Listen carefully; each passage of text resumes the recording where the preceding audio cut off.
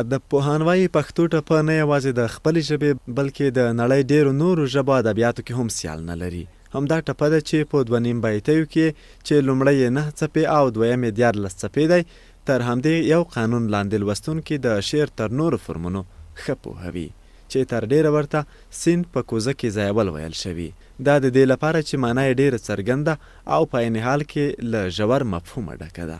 ښځینه او نارینه یې لیکي او همدا دواړه ډلې سندرغاړي هم کوي. ماته د مرګ سزا پکار ده چې زه په ښکلې بې وفا مینې کړم. جانانه صبر دې په خدای شه،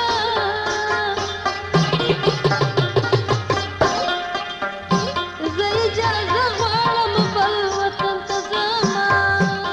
ټپې ته لنډۍ او مصرۍ هم ویل شوي او د ادب پوهانو په وینا د ولسي ادبیاتو د دغه ځانګړي ژانر هره نمونه ځان ته اړخ لري. ټپه ځکه ورته وایي چې په لوړ اواز په خوند او جذبې سره یې د ویونکي اواز ټپیږي یا ټیټیږي.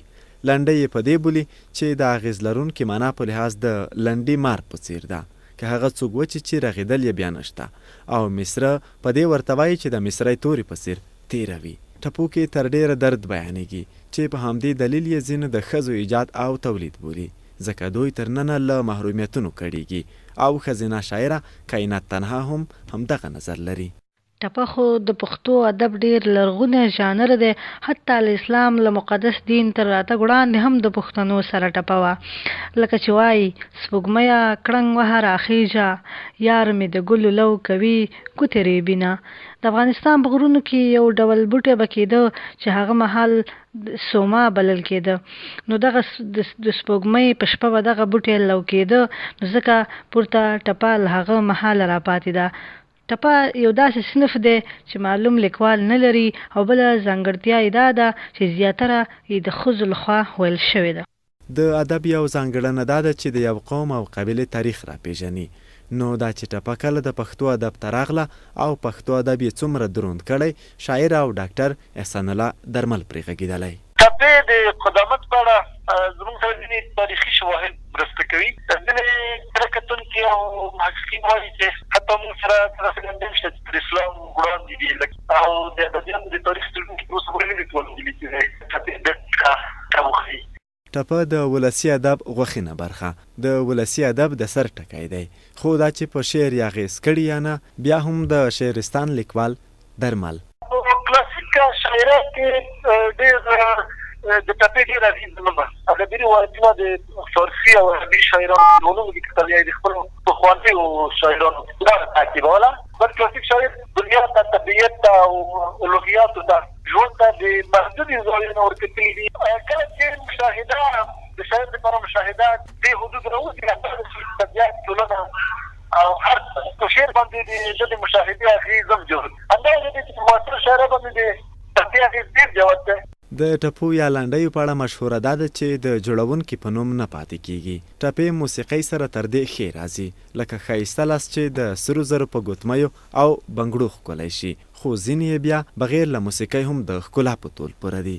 د دنګې ځوانۍ لرونکي پښتنه سندرغاړي شکیله ناز چې نږدې 25 کاله وروسته څو ټپې زمزمه کړي، هغه هم بې له رباب ترنګ او د تبلې له غږه. پرېږدی چې خړ سیلاب مې یوسي، پرېږدی چې خړ سیلاب مې یوسي، په لامبو زنجانان به ډېره نیازېدمه، مکړې تپوسونه دا د مرګ زیرې مې پې وکړې، دا د مرګ زیرې مې پې وکړې، چې جنازې لا مې راځي ټکرې خورینه، مکړې تپوسونه. کله چې ټپې د موسیقۍ وطن هند ته لار پیدا کړه، نو هلته یې هم ارزښت همدومره لوړ وساتو.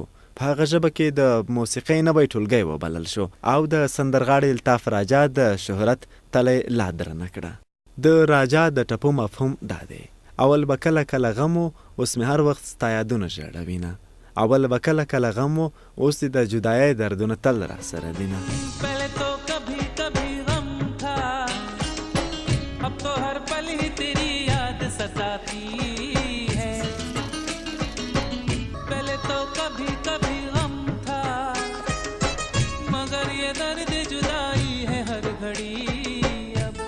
د شاعر شفیقي خپلواک په خبره ټپو یا مصریو کې د دوی ژوند ښه انځور شوی او انځورېږي.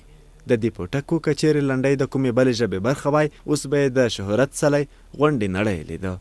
که څه هم فولکلور پوهان په دې نظر دي چې لنډۍ ښځو ویلې، خو که یې ویلې نه وي هم د ښځو د ژوند انځورګري پکې د بل هر څه عالي شوې ده. لنډیو کې به د ښځو د ژوند داسې اړخ نه وي چې نه وي یاد شوی.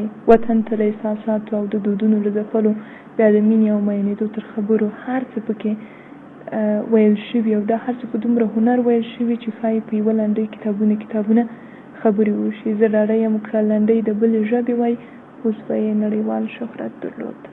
د پښتو ادب ځینې عالمان او د نورې نړۍ هغه ادب پوهان چې د پښتو ادب په اړه یې څېړنې کړي پر دې نظر دي چې ټپه او خوشحال د پښتو ادب دوې قوي ستنې دي او پښتو ادب له دوی پرته نیمګړی دی.